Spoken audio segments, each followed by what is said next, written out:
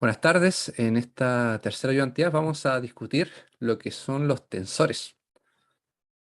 Para ello, me gustaría partir preguntándoles a ustedes, Pablo, Guillermo, ¿qué entienden ustedes o qué es para ustedes un tensor?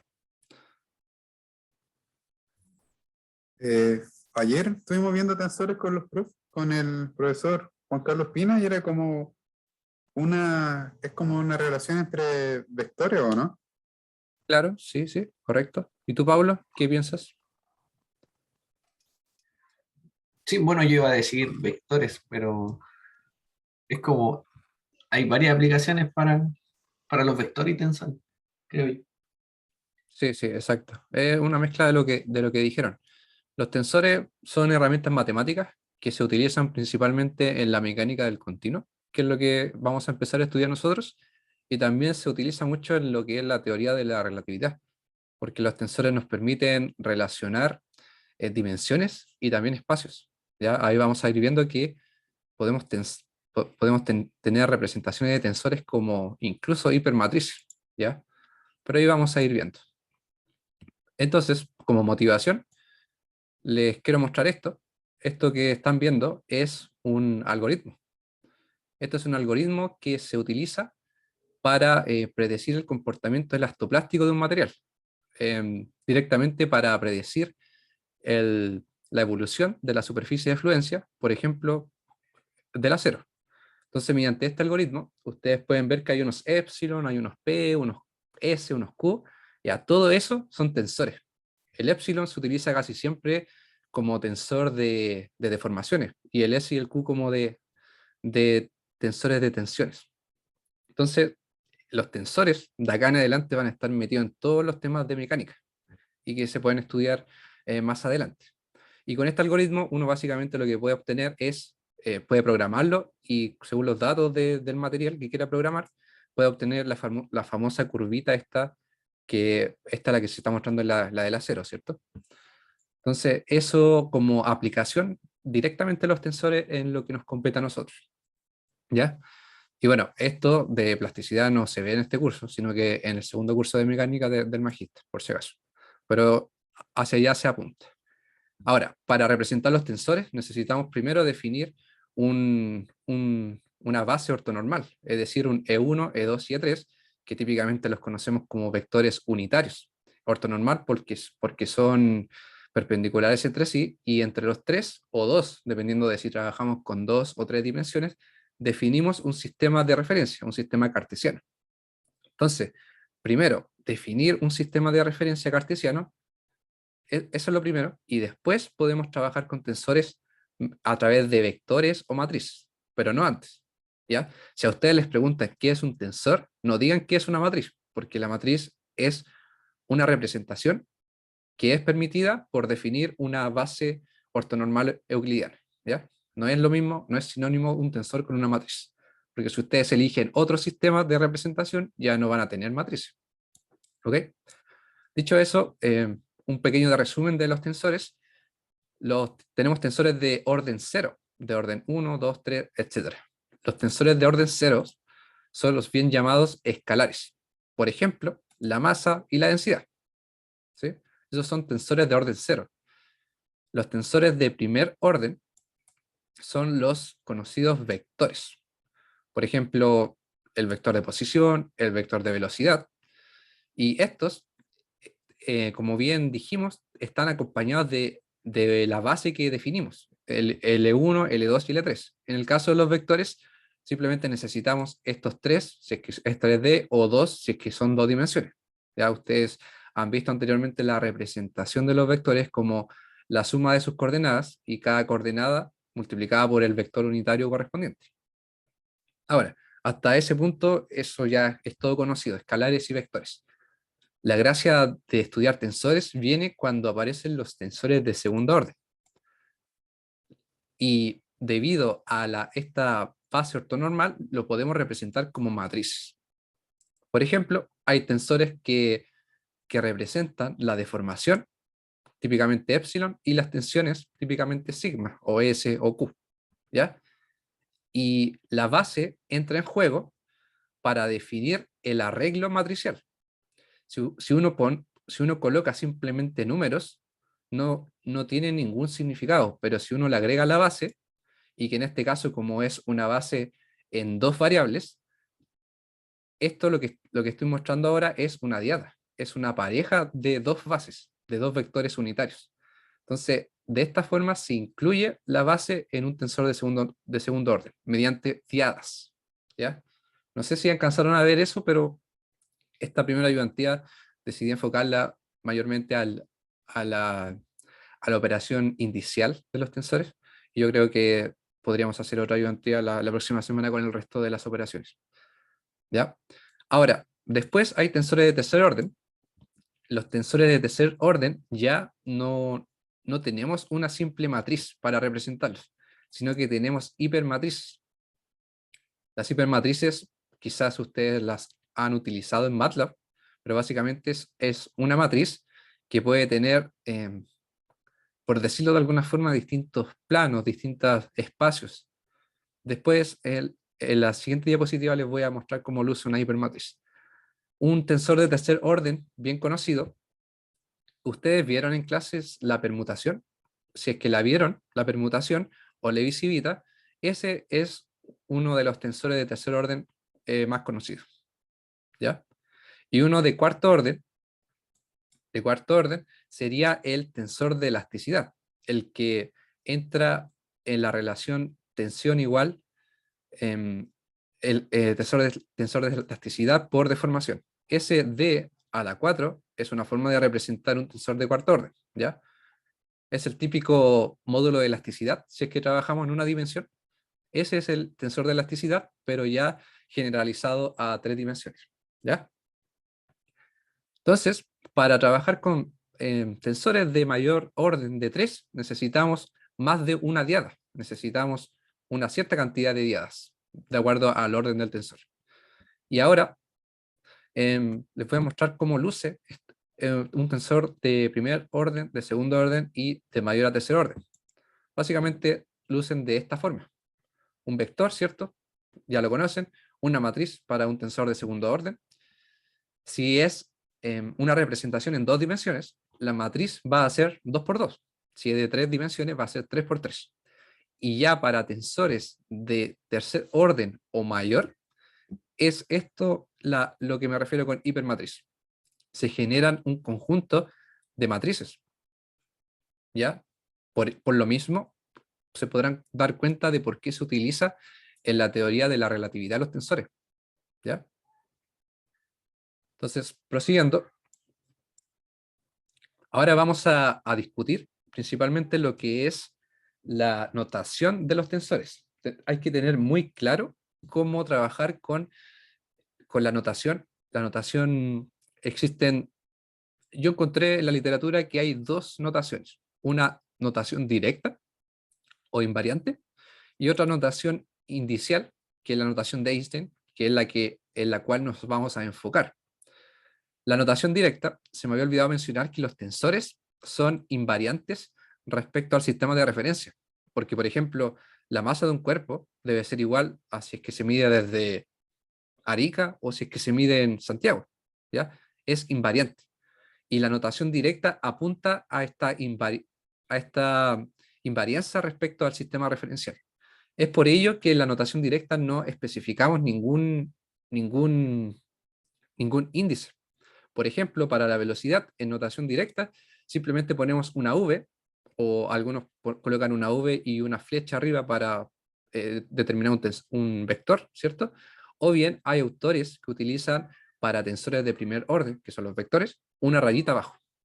¿Ya? Esa es una notación directa, porque es invariante de un sistema de referencia, no está aludiendo a ningún eje, a ningún sistema. Y en contraparte, en la notación indicial, esto sería un VI. Ya obviamente se llama notación indicial porque señala los índices. Y la ventaja de la notación indicial o la notación de Einstein es que podemos manipular los elementos del vector, los elementos de la matriz, los elementos de la hipermatriz, los podemos manipular. ¿Ya? Es directa la relación con las componentes. Esa es la palabra, componentes, no elementos, componentes. Ahora, Como dijimos, esto tiene que ir acompañado de una base. Si es un vector, va a ir acompañado de una base de esta forma, un EI, ¿cierto? Y esta sería la notación indicial, en donde I puede variar desde 1 a 2, si es que es 2 dimensiones, o de 1 a 3, si es que es 3 dimensiones. No más que eso. Ahora, si es un tensor de segundo orden, la notación directa, invariante, el profesor le gusta la notación que se muestra al lado izquierdo, que es una doble letra, y hay otros profesores que utilizan dos rayitas, que utilizan rayas respecto al orden del tensor, básicamente.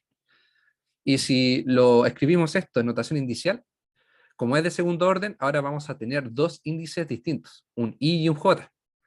Pero si yo coloco un sigma y J, estos solamente son números. Necesito agregarle el tema de la base para tener un sistema de referencia. ¿Y cómo le agrego la base con dos variables? Es una diada. Un EI, esta especie de cruz dentro de una circunferencia, y un EJ. Esto es una diada, es un par. Y a esto también se le conoce como producto tensorial. ¿Ok? Y finalmente, el último ejemplo es un tensor de cuarto orden, que el profe lo escribe como una doble letra, pero con un 4 al lado izquierdo. Y hay otros que le escriben las 4 rayas. En realidad, en los libros, al principio siempre especifican la notación que van a utilizar, por lo que esto puede variar. Hay algunos autores que simplemente utilizan letras mayúsculas en negrita o normales, depende derechamente del autor. Entonces, notación inicial, esto sería como es un tensor de cuarto orden, tiene que tener 4 índices distintos. Sería un D, I, J, K, L. Y para adaptar esto con nuestra base, para darle el arreglo, ¿cierto? Necesitamos incluir estas diadas. Son 3 diadas, ¿cierto? Estas diadas nos permiten representar esto como hipermatriz. Al igual que en el sigma, le poníamos una diada, sin esa diada el sigma son números nomás, pero con esa diada toma el arreglo de una matriz. Eso es lo que hay que dejar en claro. Ahora, sigamos adelante para alcanzar a pasar todo lo que tengo preparado. Veamos un ejemplo de notación indicial. Un vector en 3 dimensiones se puede representar de esta forma, como la suma de sus componentes por la base, que al final es un vector unitario, que antes uno lo llamaba IJK, típicamente. La notación indicial me dice que esta suma lo puedo representar de la siguiente forma, como un UI por un EI, en donde I va a variar desde 1 a 3, si es que son 3 dimensiones. Fíjense que el I acá se repite, en el U y en el E. Esto es importante. Cuando el índice se repite 2 veces, nos referimos a él como un dummy index o un repeated index, un índice repetido, naturalmente, porque se repite. ¿Ya? Y es importante esto, porque cada vez que tengamos un índice que se repite 2 veces, esto va a estar asociado a una suma. Es decir, esto lo podemos escribir como una sumatoria de este producto desde el 1 al 3, si es que son 3 dimensiones. ¿Y por qué es importante esto de reconocer los dummy index? Es porque estos índices no es importante la letra, básicamente, que tengan. Es decir, podemos escribirlo como UI, EI, como UJ, EJ o como UM, EM. Da lo mismo. Podemos ponerle cualquier letra. ¿Ya? Esa es la gracia de los dummy index. Ahora, pongamos un caso de un tensor de segundo orden. Por ejemplo, un F que tiene 2 índices diferentes porque es de segundo orden. Y la gracia de los tensores de segundo orden es que al multiplicarlos por un vector, yo obtengo otro vector. Se produce un mapping. Y esta propiedad de los tensores de segundo orden es muy de utilidad en la mecánica del continuo, porque yo puedo tener un tensor de segundo orden que represente a un cambio en la deformación del cuerpo, y este tensor de segundo orden yo lo podría multiplicar por un vector que represente las coordenadas de cierto punto en el cuerpo. Entonces, el producto entre este tensor de segundo orden y este vector me va a dar un nuevo vector que puede representar el punto tras deformarse. Es decir, me va a indicar las coordenadas del punto del cuerpo después de la deformación. Entonces yo mediante tensores puedo ir describiendo los cambios en un cuerpo. Y es hacia allá hacia donde estamos apuntando estudiando los tensores. ¿Ya? Entonces, en este ejemplo, que es un mapeo, una multiplicación entre un tensor y un vector, y que me da un vector, nuevamente a recalcarlo, fíjense que el índice J se está repitiendo 2 veces en esta expresión.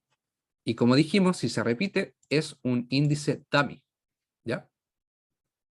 Y como es un índice dummy, yo acá en vez de J le podría haber puesto K, le podría haber puesto M, lo que sea, y el resultado de esto hubiera sido el mismo. Eso es importante tenerlo muy bien en claro y lo voy a recalcar harto. Y en contraste, tenemos que el I no se está repitiendo. Y justamente el I es el resultado que me da acá.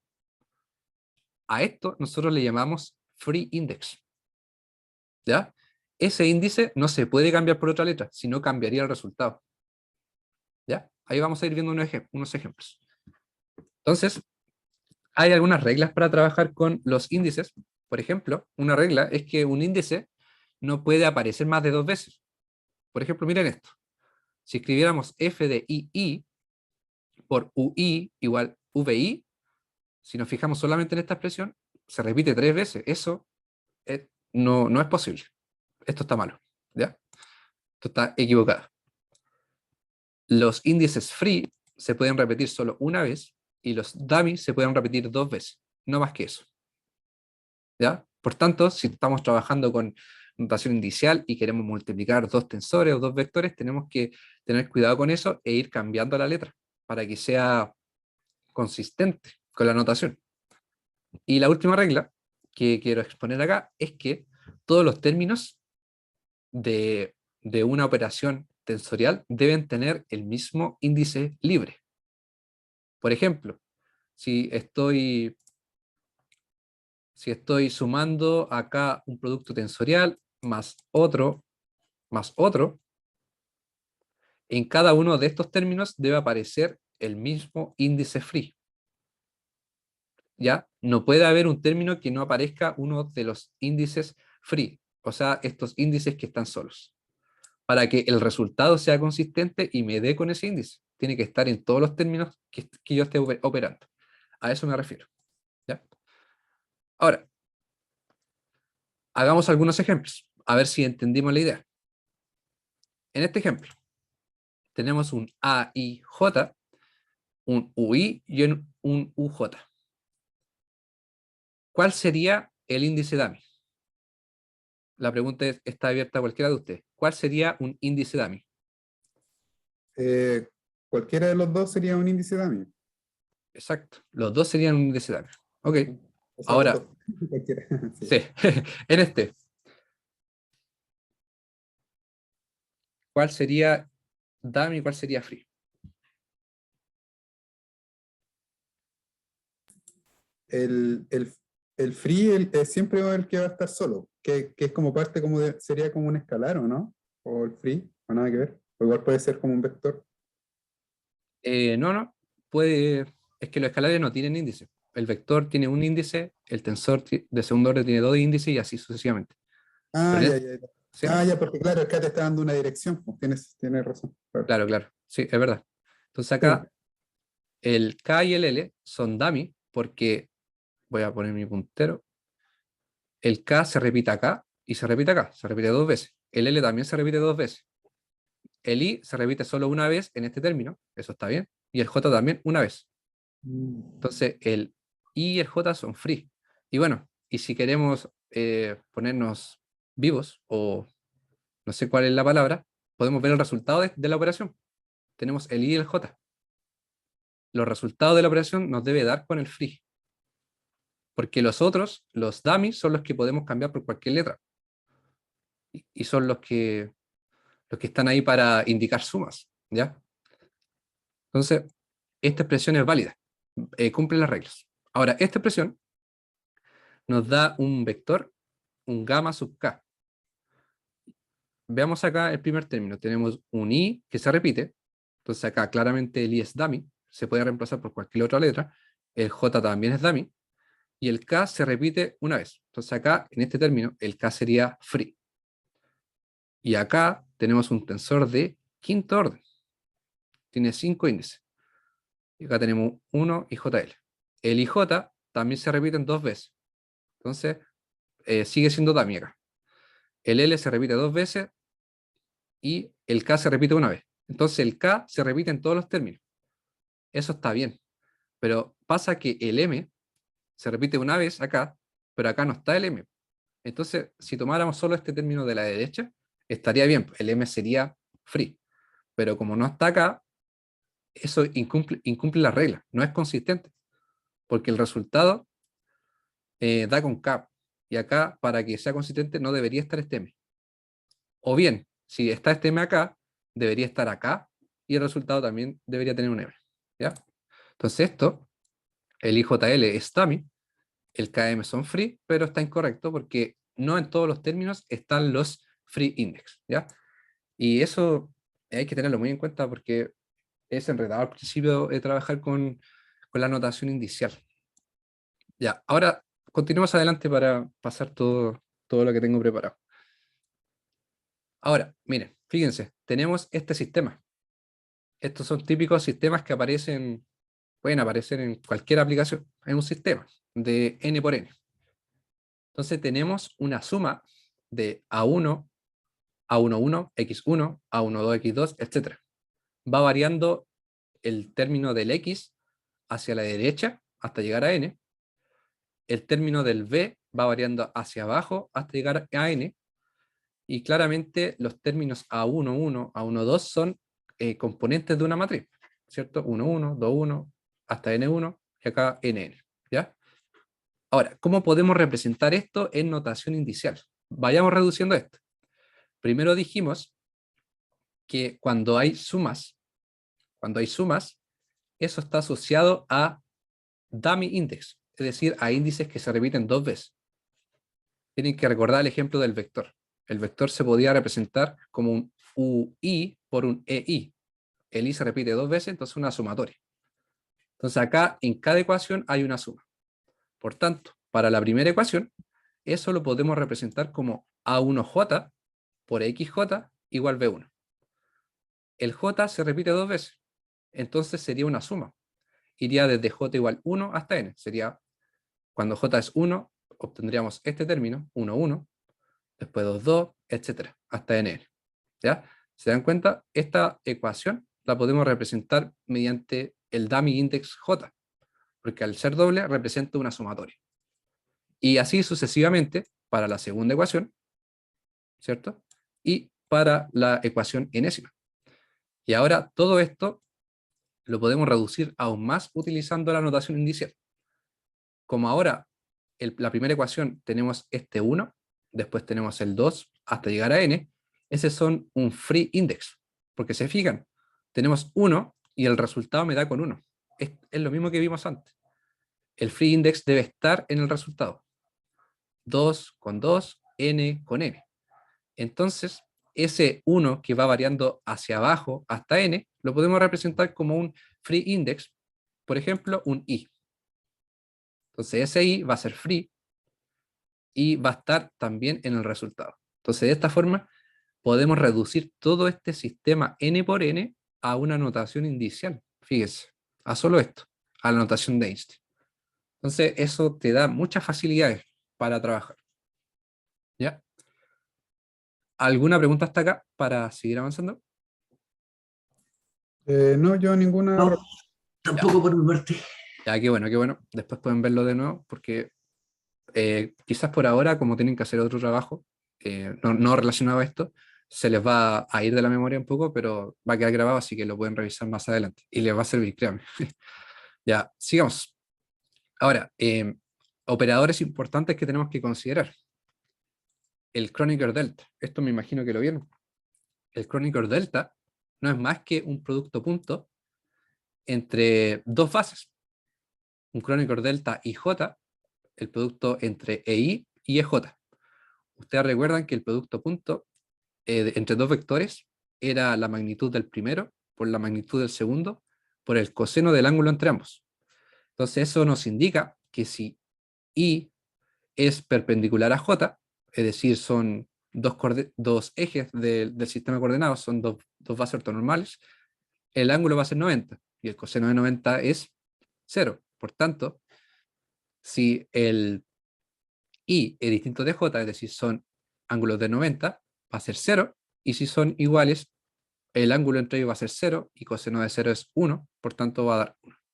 Entonces esa es la gracia del crónico delta. Básicamente, si los índices son iguales, va a ser 1, y si no, va a ser 0. Y por tanto, tenemos algunas propiedades útiles para esto.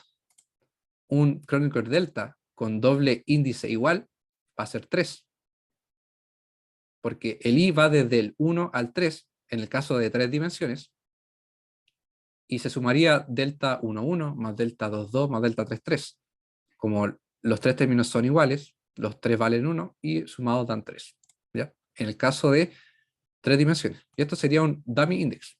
Está asociado a la suma. ¿Ya? Todo es consistente. Ahora, otra propiedad importante es que si multiplicamos el Kronecker delta por un vector, o por en realidad puede ser un tensor igual, se presenta una especie de contracción de los índices. Fijémonos acá que el I es dummy. Se repite 2 veces, aquí y acá. ¿Sí? Entonces, como es dummy, uno puede reemplazar el índice por cualquier letra. ¿Y qué pasa si yo digo que el I sea J? Si el I es J, te quedaría el delta de JJ, lo cual sería 1. Y 1 por esto me daría eso. Pero le cambié el I a J, por eso me da J. Esa es una forma de verlo. Para eliminar el delta de Kronecker, yo puedo agarrar el dummy index y ponerle la letra, la misma de la otra letra, para que dé 1. ¿Ya? Y otra forma de verlo, que es como, creo que es la manera clásica, es que esto se puede ver como la contracción entre los dummy index, los que se repiten. Y de esta forma te queda el índice J, que es el resultado. ¿Ya? Esa es otra forma de verlo. Hay dos formas de verlo. Ahora, como el Kronecker delta son puros 1, ¿cierto? Naturalmente estamos hablando de un tensor de identidad, una matriz que tenga puros 1 en su traza. Entonces, el tensor de identidad de segundo orden lo podemos representar como un Kronecker delta. Pero el Kronecker delta son puros valores sueltos. Necesitamos agregarle la base para construir la matriz. Y para ello, como dijimos antes, le agregamos la diada entre EI y EJ. Esto nos da el arreglo matricial. Sin esto, son puros números sueltos. ¿Ya? Entonces, es el tensor de identidad de segundo orden. Ahora, vamos a hacer algunos ejercicios para aplicar todo este tema de la manipulación indicial. El primer ejercicio, lo más probable es que ya hayan hecho la demostración en clase. Bueno, a mí el profe la hizo, pero son ejercicios que de hecho salen en libros como el de Holzapfel y que son buenos para desarrollar el álgebra tensorial. Y después, cuando hagan su tesis, y sea una tesis relacionada a la mecánica del continuo, obviamente, como viscoelasticidad o plasticidad, créanme que van a agradecer tener este video guardado después para ver el álgebra, cómo funciona la manipulación de índices. Entonces, ¿qué nos dice el ejercicio? Nos dice que tenemos un tensor de segundo orden, un tensor A, acá yo estoy usando la simbología que utiliza el profesor, que es doble letra, un tensor cartesiano. Esto es importante porque si es cartesiano lo podemos representar como matriz. ¿Ya? Entonces nos piden que mostremos que la proyección del tensor A en una base ortogonal EI se basa en esta expresión. ¿Qué significa esto? Que si nosotros multiplicamos el tensor A por una base EJ y después por una base EI, nos va a dar la representación o la proyección de ese tensor en el sistema IJ. ¿Ya? Básicamente, esto es una especie de cambio de sistema. Independientemente del sistema en el cual esté definido el tensor A, puede ser un un sistema con bases ortonormales PQ, si fuera PQ, al hacer esta operación, tenemos que demostrar que nos va a dar el tensor en el sistema con bases IJ. Eso es lo que tenemos que hacer básicamente. Entonces, para ello, vamos a empezar con esta multiplicación de acá. La multiplicación entre el tensor, que está en notación directa, fíjense, no tiene índice, está en notación directa, no hace referencia a ningún sistema en particular, por la base EJ, que es un vector unitario. Ahora, yo sé, o quizás todavía no lo han visto, pero un tensor de segundo orden se representa de esta forma, como un A con dos índices. En este caso elegí el L y el K porque es el que usan en el libro. Un ALK por la diada. Y como les digo, la diada nos da el arreglo matricial que nos hace más fácil manipular los tensores. Entonces, el tensor de segundo orden se representa como ALK por la diada entre EL y EK. ¿Ya? Entonces, elegimos un sistema con bases LK. Y eso ahora lo vamos a multiplicar por un vector unitario EJ, esta base. ¿Ya? Ahora, como el ALK son solamente números, si ustedes lo piensan como matriz, son las componentes de la matriz, son solamente números, podemos sacar esto del paréntesis, de esta forma. Porque ahora lo que queremos hacer es operar con las bases. ¿Ya? Vamos a operar con las bases. Y para ello hay una serie de propiedades. Yo las tengo acá anotadas, y en particular vamos a utilizar de la segunda forma en la que se muestra, que tenemos una diada entre V y W, son vectores, y le multiplicamos un tercer vector. Y el resultado va a ser el vector U por el vector del cual está al lado. Se fijan, acá está W al lado de U, el resultado es W al lado de U, y después por el que queda. Si el U está a la izquierda, está al lado del V. Entonces sería el U por el V, y después el que sobra W. De esa forma, al menos me gusta pensarlo para acordarme después. Entonces, acá el EJ está al lado del EK. Entonces va a ser la multiplicación entre ambos y después con el EL. De esta forma, ¿ya? Ahora, como tengo el producto punto entre la base EK y la base EJ, eso es un Kronecker delta. Un Kronecker delta entre KJ, ¿ya? Y nos queda de esta forma. Ahora, fíjense que el Kronecker delta lo podemos asociar al EL, pero no tendría mucho sentido porque sus índices no se comparten. Tendría más sentido asociarlo al A, porque tienen el K en común. Entonces, si los asociamos con el K se repite dos veces, quedaría como un dummy index. ¿Ya? Y si es un dummy index, podemos cambiarle la letra. Y si nosotros queremos deshacernos de este Kronecker delta, podríamos decir que el K sea J, para que así el Kronecker delta sea delta de JJ y valga 1. Entonces, si hacemos eso, nos va a quedar esto, ¿cierto? Nos va a quedar un doble J, y esto sería 1. Esa es una forma de verlo. La otra forma de verlo es haciendo la contracción entre los K. Si hacemos la contracción entre los K, nos va a quedar el J, y finalmente nos queda el ALJ, ¿ya? Porque esto es 1. ¿Sí? Esa es la forma, en dos formas de interpretar al operar con el Kronecker delta. Ahora, ya tenemos el resultado del A por el EJ, sería esto. ¿Ya? Guardemos ese resultado para seguir desarrollando esto. Este es nuestro resultado de recién. Ahora, a esta parte, multiplicámoslo por la otra base, el EI, ¿ya? La otra componente de la base. Entonces, esto, ya sabemos que esto es este resultado de acá, entonces ya reemplazamos. Y como el ALJ son números, no son más que números, lo podemos apartar. ¿Ya? Entonces queda apartado y podemos asociar las otras dos bases. Y nuevamente nos queda un producto punto. Esto es un Kronecker delta entre I y L. ¿Ya?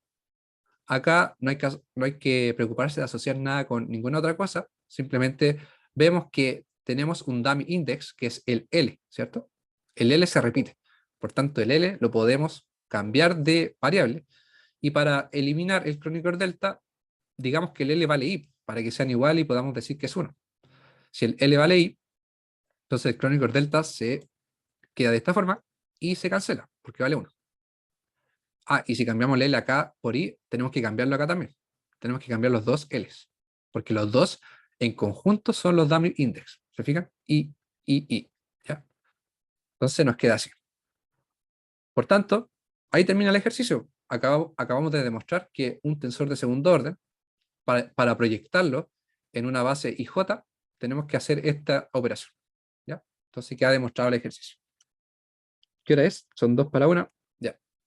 Creo que me di justo la ayudantía de hoy. Nos queda solo un ejercicio. Vamos a terminar antes, de hecho. Y hagamos la última demostración para finalizar este tema de la notación indicial. ¿Ya? Dice, este también dejo el saber, lo recomiendo bastante, es como la Biblia de la mecánica del continuo. Y dice, mostrar que la transformación lineal que mapea el vector U a V puede ser escrita de esta forma. Esta es la propiedad que dijimos antes, que nosotros podemos multiplicar un tensor de segundo orden por un vector para obtener otro vector. Y esto, como les decía antes, en la mecánica del continuo, contextualizándolo, puede ser una transformación asociada a cierta deformación, por ejemplo, un corte simple, y le podemos multiplicar a la coordenada de un punto del cuerpo para obtener la coordenada deformada, por decirlo de alguna forma. ¿Ya? Eso es posible futura aplicación. Entonces esto no es más que obtener un vector v a partir del u multiplicándole a un tensor de segundo orden. Para demostrar esto en forma indicial, vamos a tomar esta parte, el a por u. A por u. Ahora tenemos que escribir el a en notación indicial y el u también. El tensor de segundo orden, habíamos visto que son el a y j, que representan a los números, a los valores, las componentes, y la diada entre EI y EJ, que representan el arreglo matricial en dos variables, ¿cierto? Las filas y las columnas. Ahora, el vector es un UK por el LK. Es el ejemplo inicial que vimos del vector, cuando sumábamos las tres componentes. Y acá tiene que ser una variable, un índice distinto, ¿ya? Tiene que ser distinto. Distinto del IJ, porque son dos cosas distintas, ¿ya? Ahora, el AIJ y el UK son valores simplemente. Entonces los podemos apartar de esta forma. Y al final nuevamente nos queda esta operación entre una diada y otra base. Tenemos acá la misma propiedad de antes. LK está multiplicándose o está al lado del EJ. Entonces nos quedaría EJ producto punto con EK multiplicado después por el EI. ¿Ya? De esta forma. Ahora, el EJ y el EK es el Kronecker delta entre J y K y nos queda de esta forma. Acá podemos asociar el U con el Kronecker delta. Y el K se repite dos veces, entonces dummy. Por tanto, para eliminar el Kronecker delta, podemos decir que el K sea igual a J. Entonces nos quedaría el Kronecker delta de JJ, lo cual es 1, ¿cierto? Y te quedaría el UJ. O bien, se produce la contracción entre el K y te queda el J. De esta forma. ¿Ya? Ahora, lo que estamos haciendo acá, el AU, debe ser igual a un vector. Los vectores sabemos que se representa de esta forma. Para un vector V, que es lo que queremos llegar, sería un BI por un EI. ¿Y qué tenemos acá? Tenemos el A por U y tenemos un EI. Si nosotros asociamos el A con el U para que sea más evidente, entonces como esto está multiplicando una base EI, necesariamente esto tiene que ser un vector. De hecho, fíjese que tiene dos dummy index. El resultado de una operación tensorial tiene que ser con free index. Entonces esto va a ser un resultado con un solo índice, que va a ser el i. Entonces esta parte va a ser un vector y por tanto podemos concluir que el vi va a ser igual al aij uj, que es justamente lo que queremos demostrar. ¿Ya? Y de esa forma se trabaja con la notación indicial o la notación de Dijkstra. Y esta ha sido la medí bien, la ayudantía por hoy, que es más bien una preparación para el resto de las operaciones que vamos a realizar, ¿ya? A medida que el profe también vaya pasándole más materia. ¿Alguna pregunta de la ayudantía o de cualquier cosa? No, no, nada. Ayer con el profe estuvimos viendo, pero estuvimos viendo harto rato. Ya al final ya era. Estábamos derrotados ya. Sí, sí, No, sí. pero se entiende, si no es que no se entienda, pero es que uno ve tanta subíndice que igual marea en un momento. Pero se entiende, Raúl, así que todo bien. Ya, qué bueno. Sí, no, se entiende, pero hay que ejercitar porque esto es matemática al final. Sí, Entonces sí, matemática. hay que tomarlo así. Ya, perfecto. Entonces voy a parar de grabar.